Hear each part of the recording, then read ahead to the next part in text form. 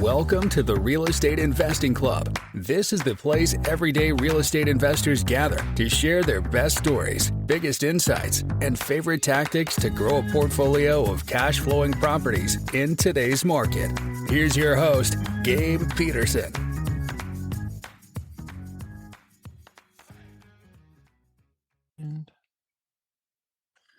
All right. Welcome back to another episode of the Real Estate Investing Club. Today we have Greg Brooks with us from Rocket Station. He is an expert on developing a virtual team, which, you guys, this is one of the hardest and most important steps when you're building your investing company. So this is an episode to tune into and take some notes. I'm super excited, Greg. Thank you very much for hopping on the show. Yeah, Gabe, thanks so much for taking some time to have us on. Pleasure being here. Absolutely. I told you before we got on here, we like to start with stories. We like to hear how you got to where you are today. So why don't you take us back to the beginning? How'd you get started in real estate and developing VA teams? Yeah, definitely. So coming out of college, I was kind of I'd say closet entrepreneur, right? Like hadn't really stepped out. I was the kid that I played college soccer. So between refereeing and running my own summer camps, kind of got the entrepreneurial spirit pretty early. Came out of college and tried to do, say, reading your bio, similar to you, I worked for a Fortune 500 company in the CPG space and just like found out really quick, like I was really good at telling my bosses that they weren't right, and realized that wasn't going to pan out long term. Doesn't really fly in the corporate world. Yeah, exactly. So I was kind of like the textbook stat where it was like between business startups and jobs, it was like 7 jobs in 9 years coming out of college with my master's, and was finally just like, I got to get this figured out. My wife and I, we had just found out we were expecting our first one, and I'm like, okay, like I've got entrepreneurial goals. But like I've got I knew I had the skill set, we were making a good little bit of money, but just realized I needed to find something that was more long-term. So we talked earlier, I'm more of a passive investor. My wife and I have a small portfolio that we manage. Just simply for ourselves, kind of diversifying our assets. But was lucky, had met one of my other partners here at Rocket Station in one of the 7 stops at a college. And his brother is our third partner and the founder and CEO of the company. And that was Rocket Station. So it was nice because I had dabbled just enough in real estate to kind of understand the need and all the headaches and the paperwork, whether it was like finding deals or taking care of my tenants, like had felt that on a very small scale. And then when Rob and Mark were walking me through kind of what they were building from their experiences as well, realizing that there's this whole world of talent out there, right? We've got over 2,000 people in the Philippines, and how that can really become like a superpower, whether you're a property manager, investor, commercial, residential, to like unlocking your business and scaling fast, whether you want to, have a huge portfolio or you just want to be like me, a passive investor where you have a part-time VA that just kind of handles all the headaches.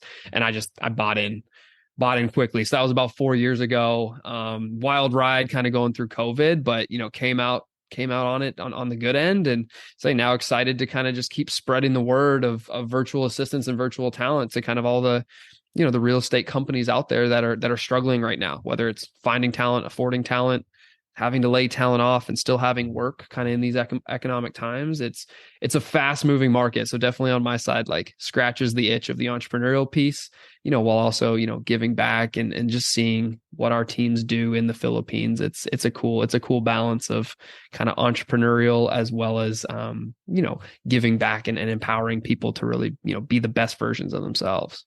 Perfect, man. I love it.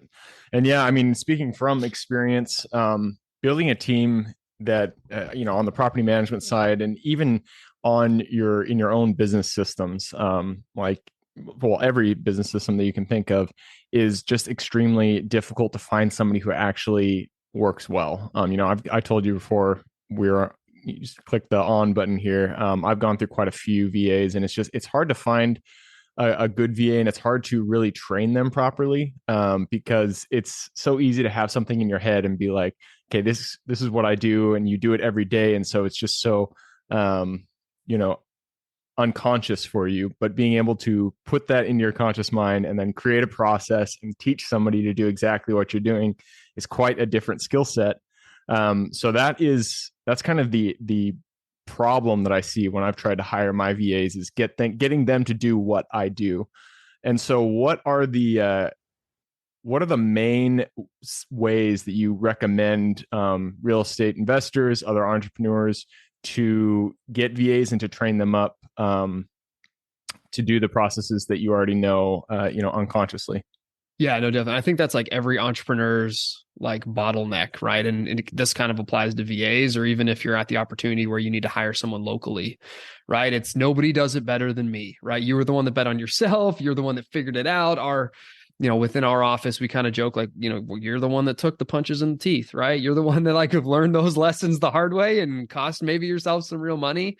And how we've structured our business is, yes, everybody needs people. We feel like VAs, from an affordability standpoint, from a talent standpoint, I mean, it can literally just be like jet fuel for your business, right? If you get the right people in the right seats, you can hire earlier, you can hire more, you can maximize your talent stateside by offsetting more affordable labor that's maybe just as talent overseas. But what we found, and literally came from our own experiences, is like most entrepreneurs, whether you're solopreneur, whether maybe you have a small team, it all comes down to systems and processes, and being able to document, like you said, what you do, how you do it, your expectation, your software. Like most entrepreneurs in the real estate space, like number one, they don't find a lot of joy in sitting down and making checklists as to everything that they do and making screenshots and SOPs, like not why they got into real estate, right? For necessarily the operational side of it, but also like it is hard, right? Companies spend a lot of money on project managers, on HR teams to find good talent, to document systems and processes and develop those so that teams can run efficiently. And when you're a solopreneur talking about finding your next deal, finding your next transaction, finding your, funding your next fund, like, do you have time to sit there and dedicate weeks or months or even 2 hours to like how I do this? Like most people, they don't. So what we do is we kind of take our clients all the way through that. We're the HR to find great people, and then say we can get into that a little bit if you want later, but more importantly for the entrepreneur, helping them get that out of their brain. We call it the download. So getting, whether it's just, hey, I need an executive assistant to manage my emails or book my flights, all those little details, like, okay, where do you like to fly out of? Like, what airline do you prefer? Like all those little details that are so important so that you don't have to babysit or micromanage anybody when they start working for you.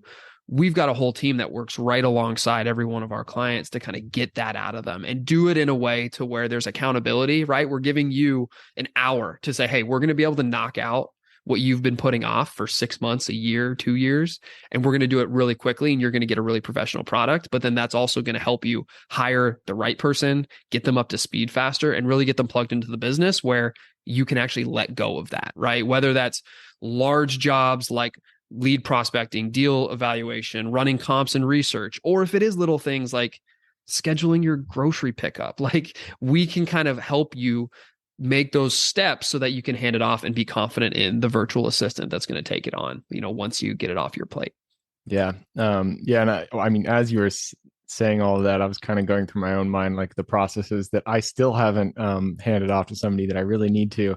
And underwriting is one that I like to do the final say, but there are so many small things in the underwriting process that can really be handled like by a VA, getting all of the metro data, looking at comps for rents, all that kind of thing can really be pulled. If I created a list of the properties that we want to underwrite and just sent it off to them, have them run the process, give it back to me, that's something that could really, really save a lot of my time.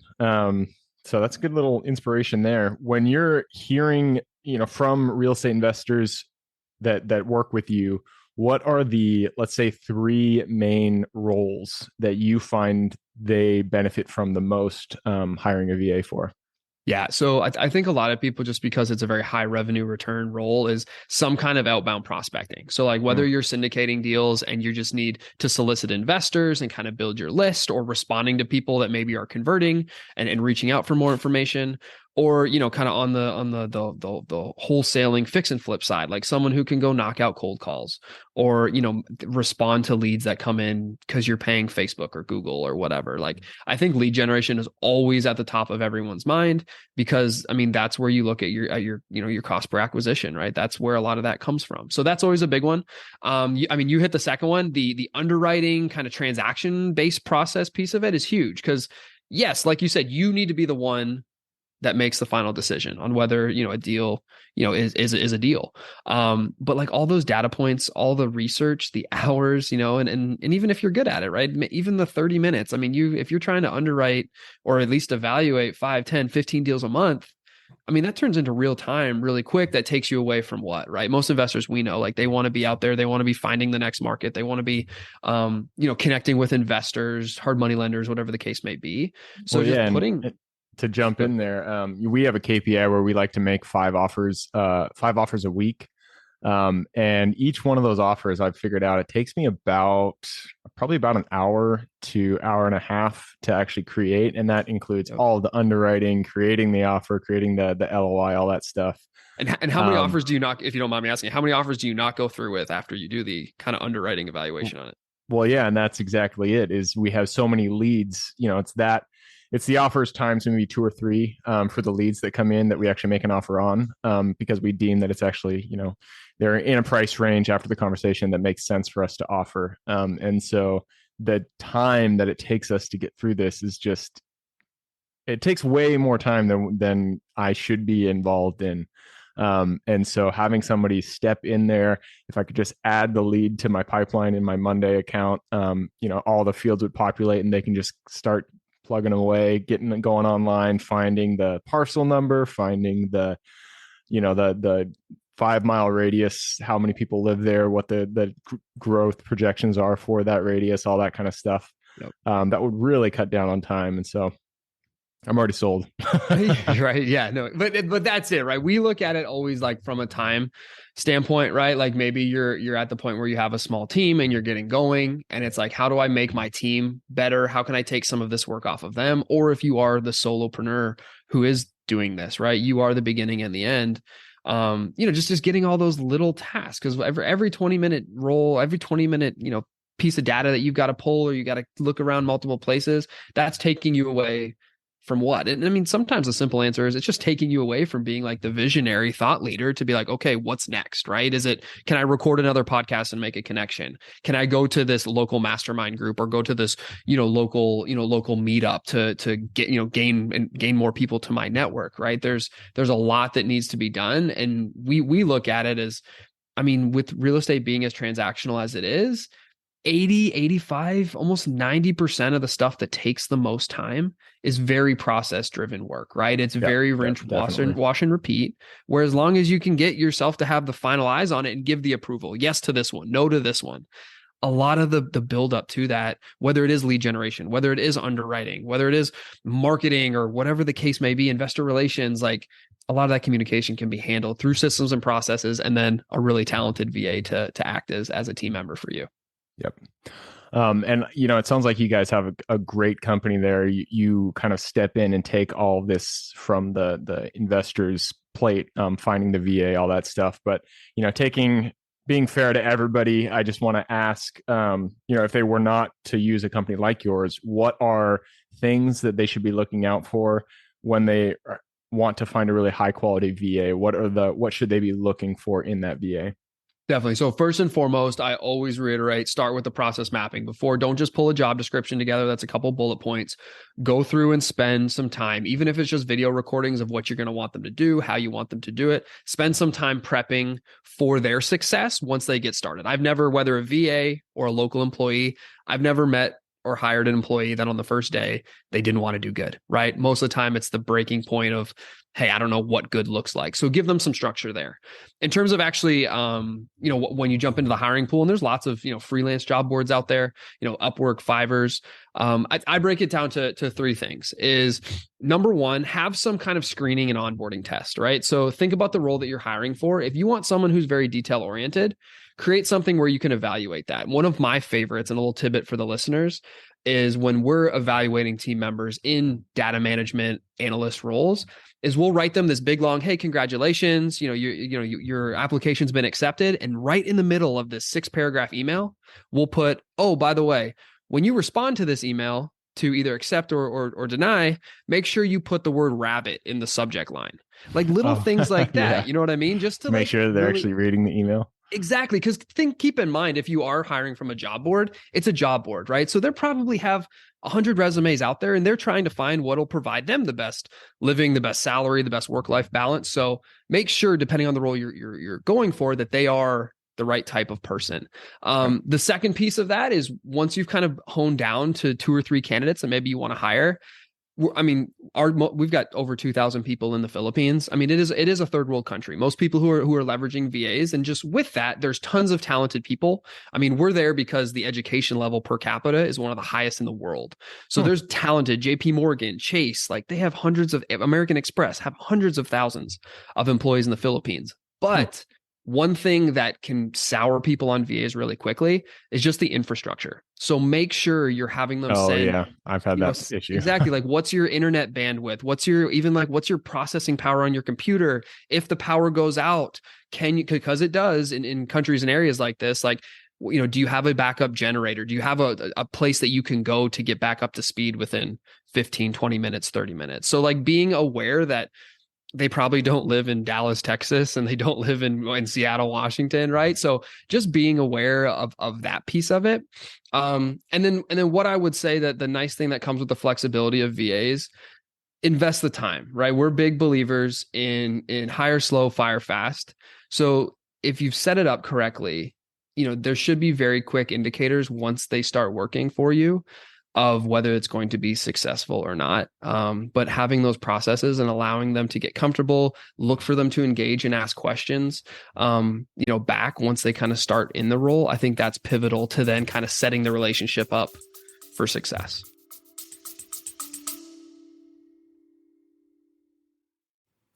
Before we continue on with today's guest, I want to tell you guys about a community I'm launching on School to help investors like yourself grow your own portfolio. In this community, you'll get access to all the docs I use, all the systems I've built, everything I've used to grow my own portfolio, as well as instructions and guidance on how to get out there and find great deals, how to finance those deals, and then how to manage them for great returns. Since we're just launching it, the price will be set at a measly $20 per month, and whatever price you join at is the price you'll have for life.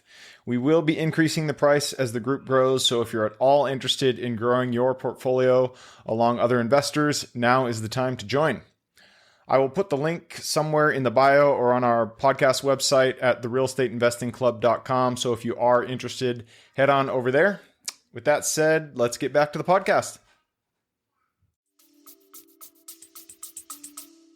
Yep.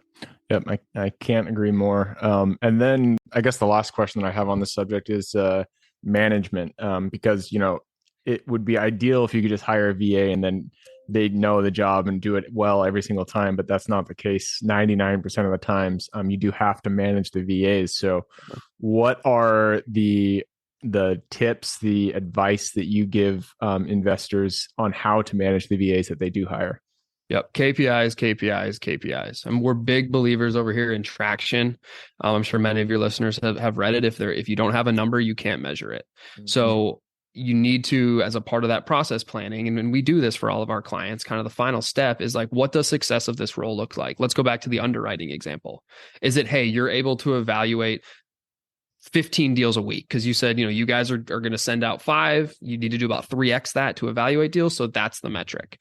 What I would refrain from is just worrying about hourly. What we hear a lot is like, well, how do I know they're working? Well, like, what does working mean? Like, we have a digital time coding software. Yeah, there's lots. Are they doing the work? Yeah, exactly. Like, I can get them to send you screenshots of their screen every 5 minutes. Like, that doesn't mean your business is benefiting. How you tell that is having KPIs in place to be able to measure the success or failure of somebody in a role. So having those KPIs, and then for those of you that, especially maybe this is new, there is lots. Hub Staff is one of them.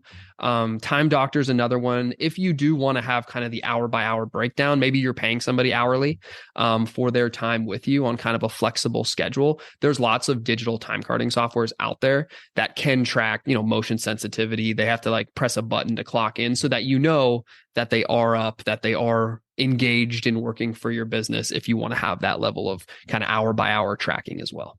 Yep. Yeah, but I do agree with you. For me personally, I don't really like to track people's time so much as I like to track their output. If they have an output, if they're underwriting, if they're making calls, if you have leads coming in, that's really what I care about more than how many hours were you sitting in front of the computer.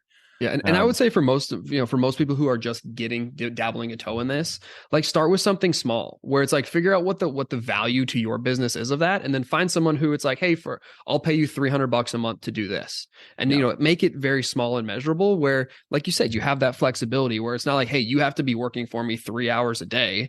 It's just, hey, by the end of this week or the end of this month, this has to be accomplished, and this is worth this much to me, and that'll really set expectations really clearly with the virtual assistant as well, to make sure that they understand, like, hey, if you want to make this money and be rewarded or paid at this rate, I expect this at the end of the way. And it just keeps it very clear, and it avoids a lot of those management headaches that we all don't like to deal with.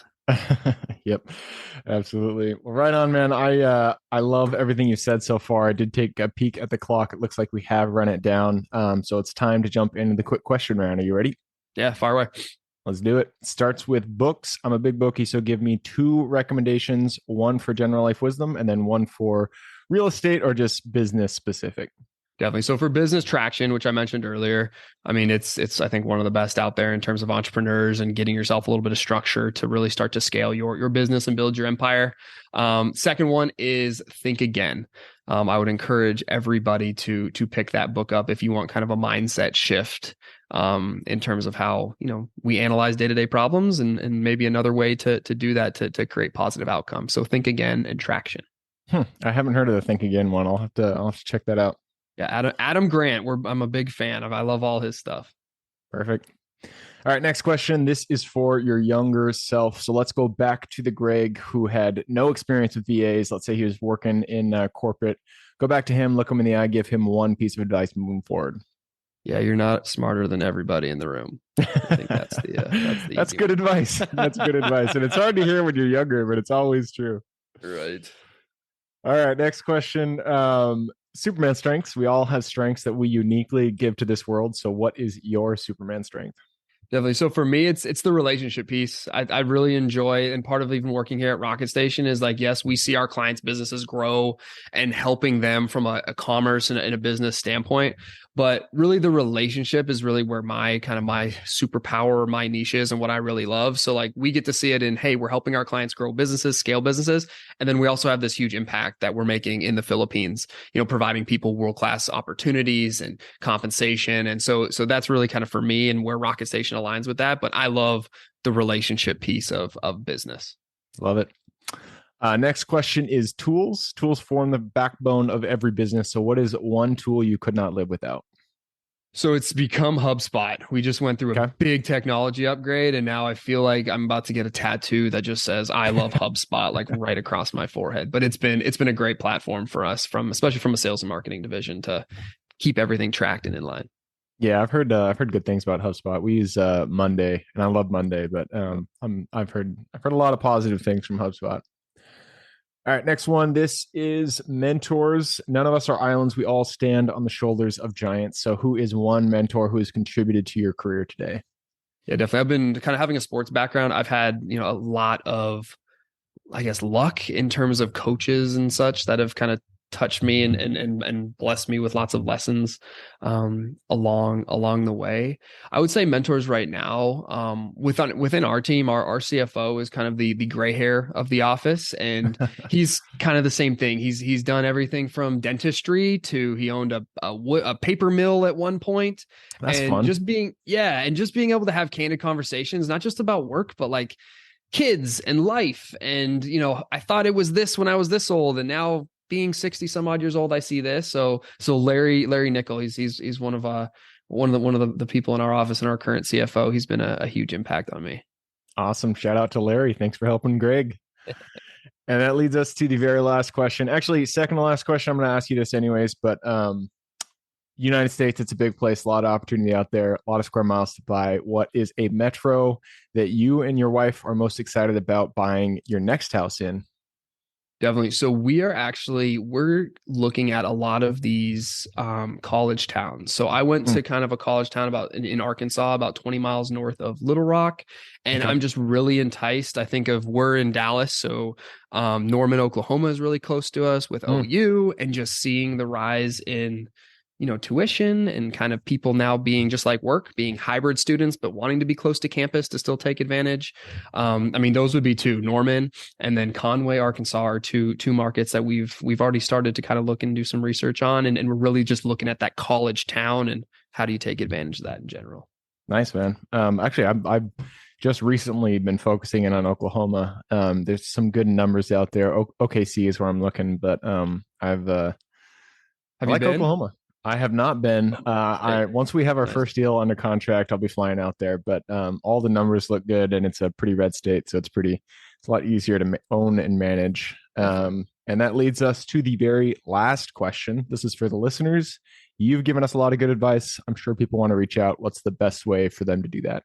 Yeah, definitely. So discovery.rocketstation.com if you want to talk processes, VAs, if you just want some feedback, maybe you have VAs and you just want to learn how to use them better, discovery.rocketstation.com for anybody that wants to talk.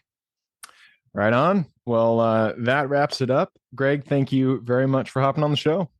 Hey, man, we appreciate it, Gabe. You have a good one. Absolutely. And for everybody who's here with us today, thank you guys for showing up. You are the reason we do this. If you guys have any questions whatsoever, reach out to me, Gabe at therealestateinvestingclub.com. And if you guys want to show us some love, just give us a review on Apple. That's all we ask. Other than that, I hope you guys have an absolutely fantastic week. Keep rocking real estate, and I look forward to seeing you on the next episode. All right, before I officially sign off, I have a quick announcement to make.